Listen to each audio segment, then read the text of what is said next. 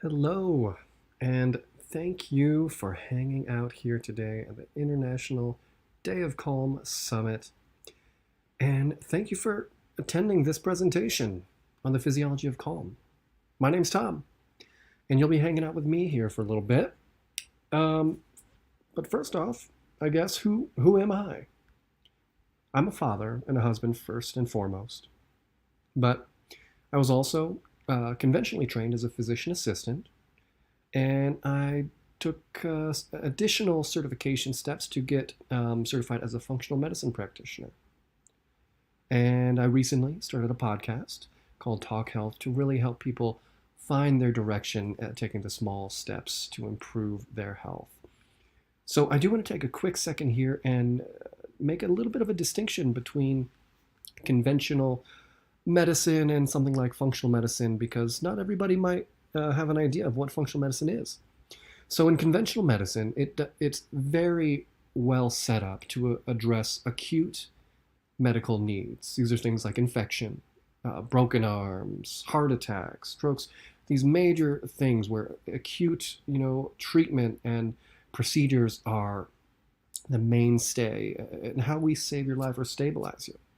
And it's absolutely 100% needed and very, very useful. What I found over the many years of practice in family medicine is that applying the acute care model like this to chronic disease was not quite getting me the results and the patients that I was treating the results to improve their chronic disease. And so that prompted me to look into more holistic, integrated functional medicine approach where we actually track and look into the root cause of why an underlying pathology or disease may be taking place. And so that leads me to this, all right, the physiology of calm, because it's not commonly taught, at least I was not taught it in the conventional education of physician assistant, at least how to navigate my way around this and help my patients find their way through this. Because as we'll see here today, the effects of stress, right, the opposite of calm, can be quite harmful, especially when we talk about chronic disease. So anyways, I just wanted to make that distinction here and tell you a little bit about my story, okay? Now, me also, this is my place of calm. My family, my wife, my kids, my dog, the garden. This is my happy place. But if you have a family and kids and pets, you may realize that this is a place of calm, most of the time.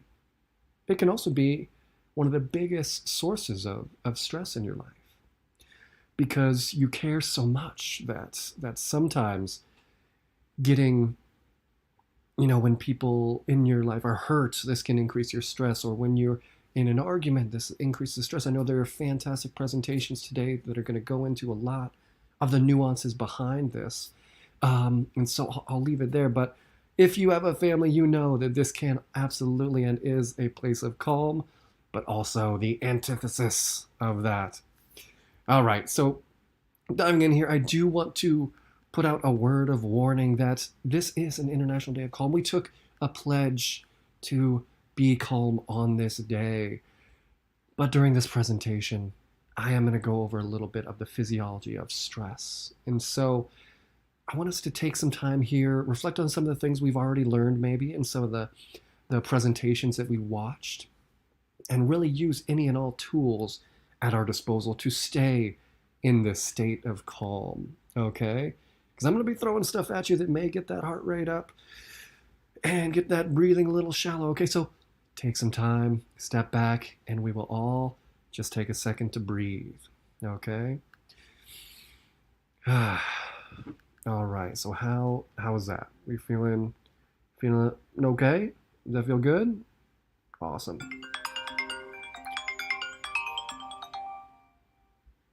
Uh-oh. Did you hear that? Did that get anybody's heart rate up? Yeah, mine too, a little bit. So let's talk about it. Let's talk about the physiology of stress and what's going on when we hear something like that, or we feel our phone vibrate, or we're in a traffic jam, or an argument argument, anything that is going to stimulate that stress, right? It's in our pocket, in our hand most of the time, or it's very near to us, right? But phones are, of course, not the only source of stress.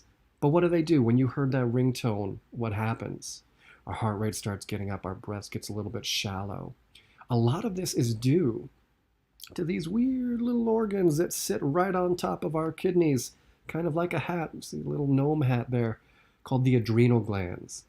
And the adrenal glands are part of this system here that we'll dig into. But these glands themselves release a couple hormones that actually result in how we were just feeling there when that phone went off. So let's talk about it. The sympathetic nervous system, right?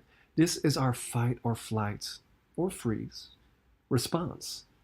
And it starts in our brain in the perception of what is going on in our immediate surrounding. And as you can see from this fantastic diagram, it has a lot of different results, right? Our pupils dilate so we can see and be aware of everything in our surrounding. Our bronchioles, they relax so that we can take more oxygen in. Our heart rate goes up so we can pump blood faster to our brain, to our extremities, so that we can run if we need to. And of course, our gut stops moving food through, right? We stop secreting things that are going to help with digestion and absorption. And this is huge. We don't need to be digesting food when we're in a state of fight or flight, right? So that makes sense. Our liver gets the signal and starts pushing glucose out, sugar, so that those muscles have more energy, access to the energy that we need to move. And of course, we touched on the adrenal glands, where they are secreting adrenaline or epinephrine, and noradrenaline or norepinephrine. All right, we hold our bladder so that it's not going to be contracting, not time to pee quite yet. And this is all of this stuff is fantastic, very, very important, especially when faced with certain situations like this. Okay, take a deep breath. This isn't real. All right, but this sympathetic response, this fight or flight, is super helpful when we are being faced with something like a charging bear or lion or wolf or whatever it is, so we can run and be aware of our surroundings, okay? Now, if you live out in the west of the United States or in Canada, and you know, brown bears or grizzly bears are part of the nature, then you should not be running from these bears, okay? So quick rabbit hole here. Do not run from big brown bears, all right? In fact, you should be staying calm, making yourself big, and talking to the bear calmly. But that, of course, isn't our first response. So we're going to go with this initial response of running, which is great because our sympathetic nervous system is in drive here, and we have the ability to do that when this switch gets flipped. Now, that's great and all when we are running from something or in danger. It's not quite as helpful when we get an alert on our phone, okay? And here's the thing. Our brain can't really tell the difference between running from a bear. Don't do that, by the way. Or the alert on our phone, or the traffic jam, or the argument that we just had.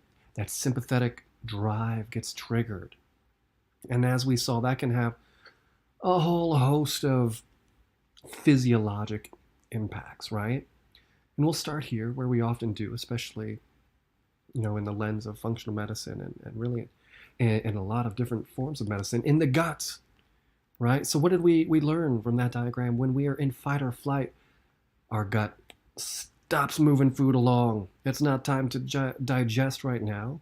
We're not going to be secreting the enzymes and secretions to help things move smoother. And so what happens here?